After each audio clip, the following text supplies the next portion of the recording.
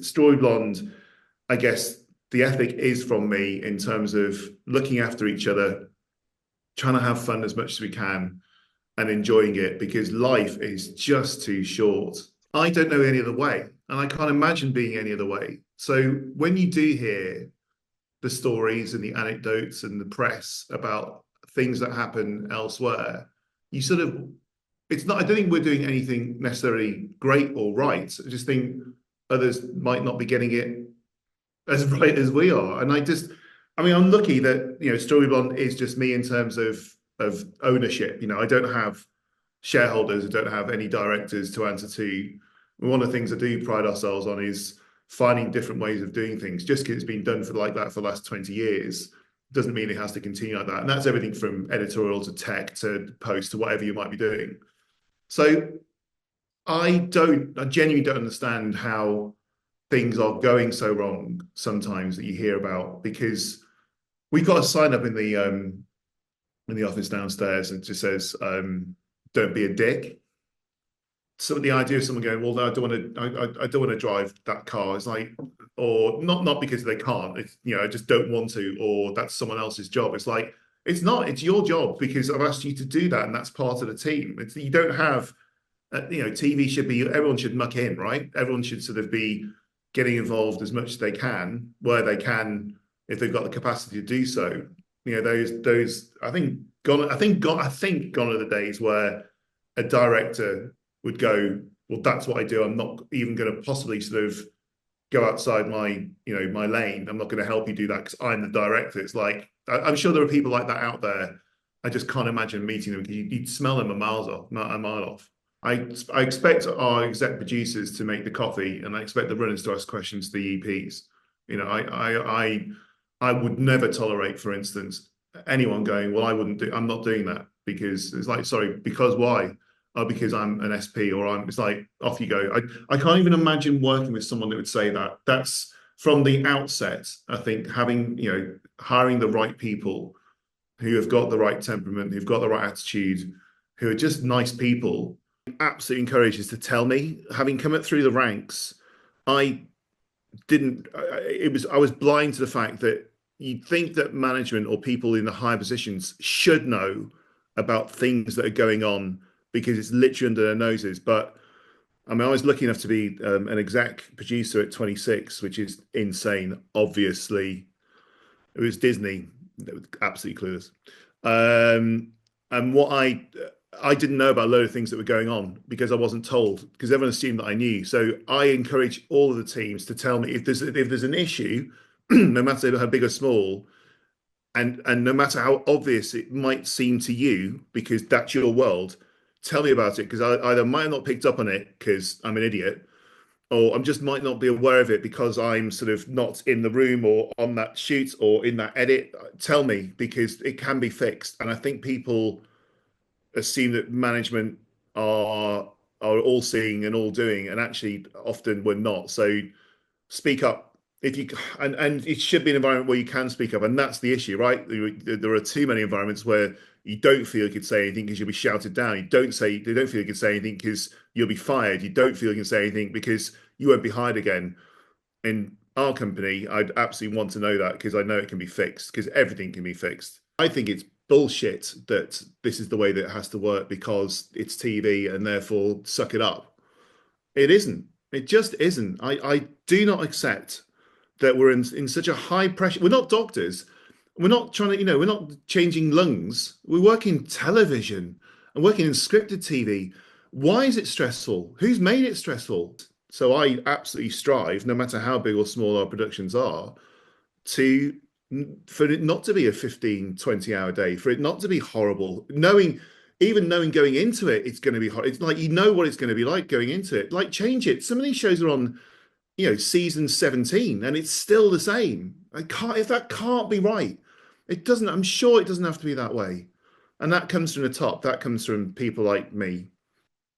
In general, 90% of the time, I hope that we do have enough of a team. We don't, you know, we go to the pub at 4 o'clock on most weekdays, and because it's like, well, it's getting dark, nothing else to do. I mean, in my experience, if you're working 14, 16-hour days and the rest of it.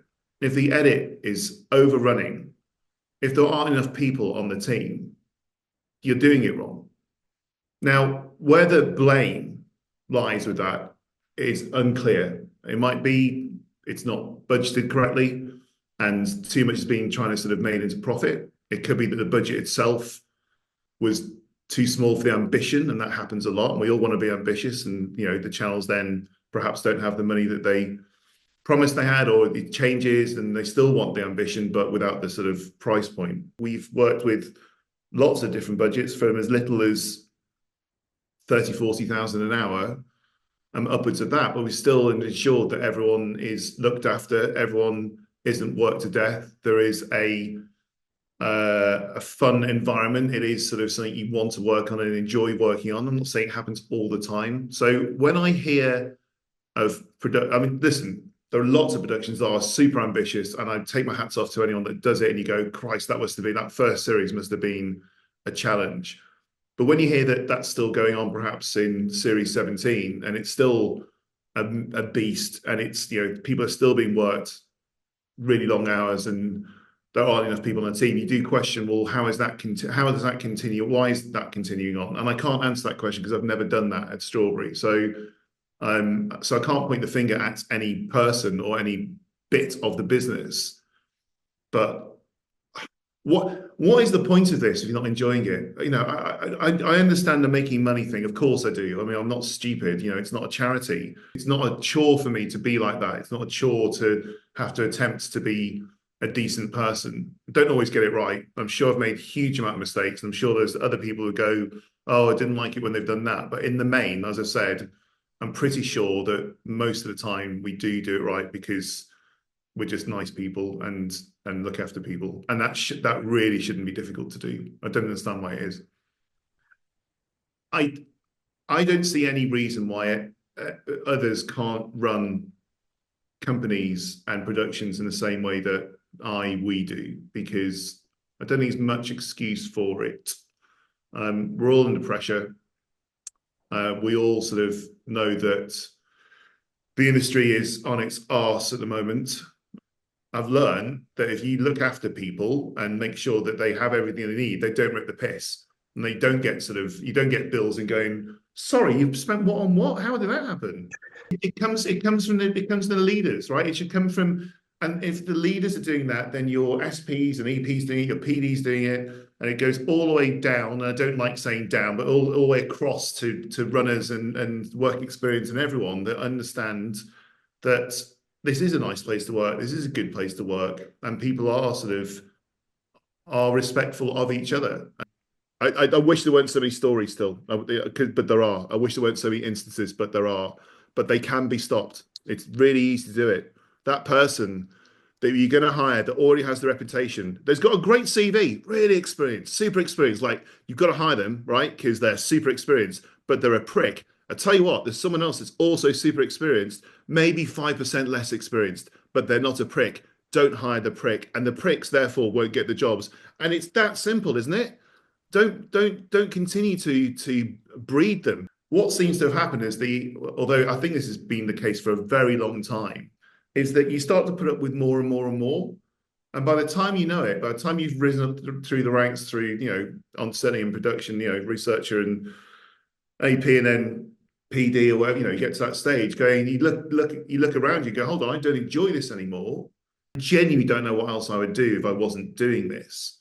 So you sort of, I'm not saying everyone's stuck, but you are sort of like, well, this is it. This is my career. I've been doing it for 5, 10 years, whatever it might be at that point. And you tolerated it as a runner, and then it got worse when you're a researcher, and then got even worse when you're an AP. And then you're at sort of PD level, perhaps around there. And I think that's where the crunch point comes. And go, well, and I'm not senior enough to do anything about it. If I do say something about it, am I putting my career at risk? Question mark.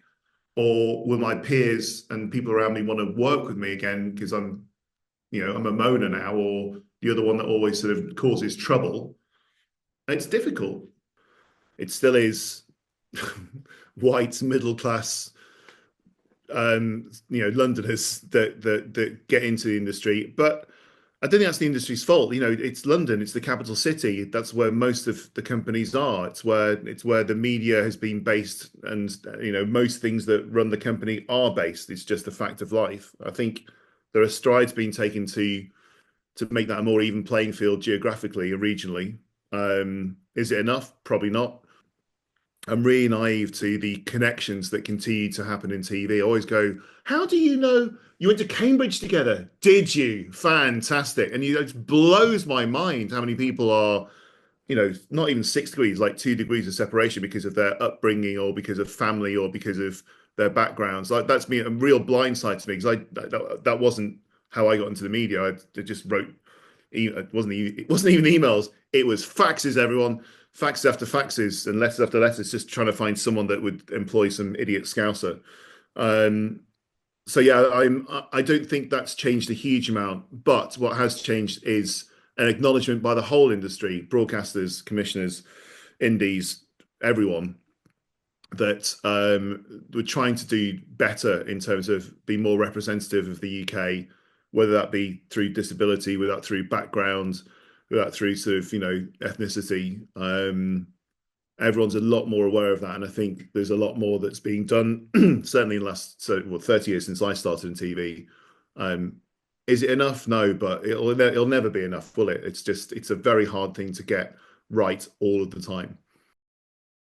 Indies are always worrying the same way freelancers are going, what's next? And I think that's the biggest skill is to make sure whatever you've got in production is the best it can be, making sure the show, whatever you've got in production, is good enough to get a recommission. But if it doesn't, or even if it does, I've got to go and find and forge those relationships and make sure the development team is sort of happy and we've got things in the pipeline. And that's the eternal juggle of anyone that runs an indie, I think, is making sure you've got both of those things. I think if there's been a difference to what I've done at Strawberry than previously, it's not chase the money. It's like do things that we enjoy doing, and don't be cutthroat, don't be ruthless. Just if you don't get that commission, you don't get the commission. I can stomp my feet about it and say how on earth did they get it? But I know that we've had commissions where others will go, how did you get that? Oh, your friends are friends are friends are friends. So we all play that game, and it is a game.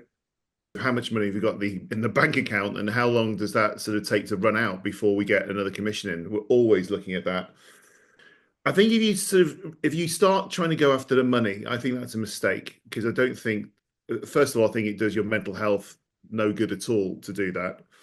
And also, I think the best ideas don't come out of that. So chasing sort of the dollar or the pound in the UK, I think I've done that before with previous production company. I don't think it's a very good idea. So I have to hope and pray that if we are decent people to work with, if we have some decent ideas still, then that is a heady recipe for success. I struggle sort of going, do you scattergun it and just go for everyone? Do you sort of just go, right, here's an idea, we're going to send it to every single channel?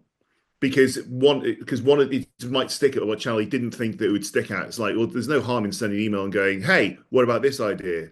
But that I don't think I haven't got the magic recipe here, but I don't think that's a brilliant plan because like getting CVs in, you can tell straight away they haven't really targeted you, and commissioners like their egos massage, as we all do. So I think you've got to look at each project, in its on its own. You've got to look at it sort of, in a silo and go, right, this is this kind of show. Therefore, we can afford to have these people.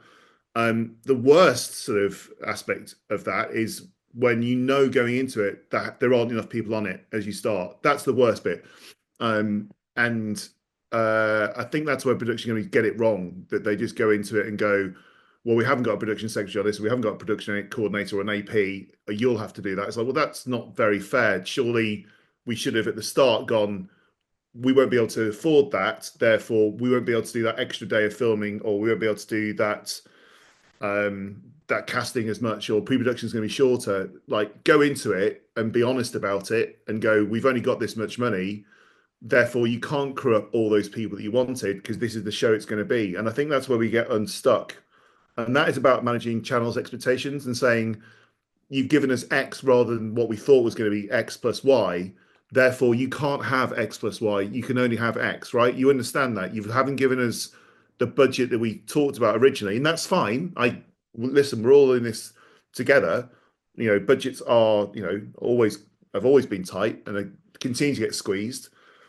But you've got to then turn around to the channel and go, therefore, you understand we can't have 5 days filming. It's going to have to be three. You get that, right? Now, they'll push back and say, but last time, it's like, but sure, there's got to be a give somewhere. And I don't think we're very good as indies in what feels like letting the channels down. I don't think we're very good at managing upwards and going, you can't have it all. If you want it all, we can do it all, but you have to pay for it all. I can't even think of a situation where I'd say no to a commission, no matter what I mean, it's business. But it's got to, you've then got a budget for that. You can't go into it blindly and go, well, that's what we did on Big Brother. It's like, well, this isn't a Big Brother budget, guys. So you can't have 26 million cameras, can you? Obviously.